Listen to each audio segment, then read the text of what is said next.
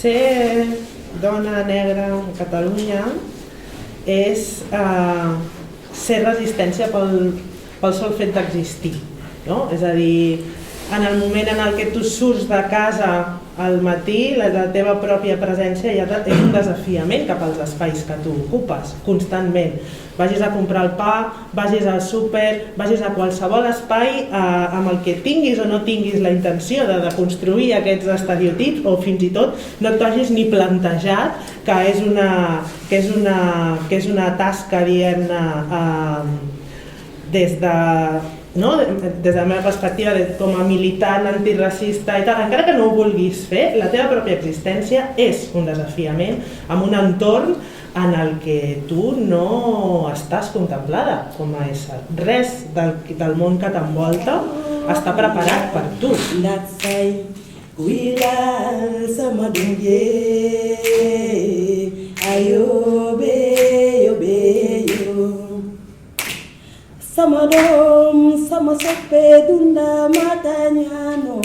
Adembo és un avi de l'Àfrica que sap moltes coses, és molt savi, és vell i gran com... La que va cantar al panorama internacional, va escriure aquesta obra només amb 21 anys, amb aquesta novel·la.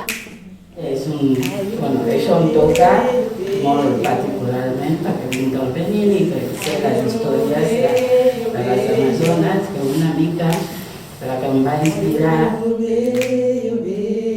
¿Us imagináis qué es, no?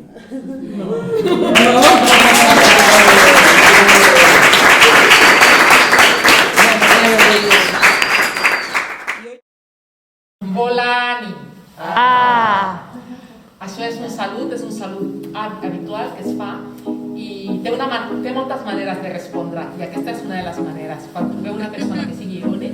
Si yo por ti desvivo no olvido la primera vez que juntos estuvimos, cuando nos presentaron aquellos amigos, ya sabías que yo quería contigo. Si yo por ti desvivo no olvido la primera vez que juntos estuvimos, cuando nos presentaron aquellos amigos, ya sabías que yo quería contigo.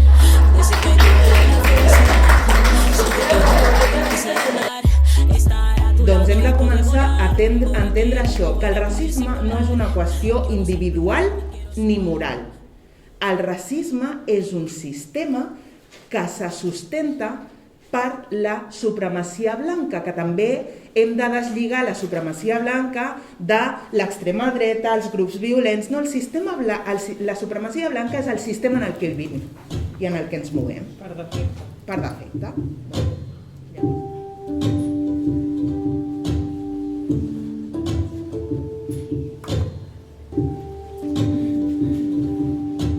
Abans del capvespre, que volia dir l'hora de tornar a casa.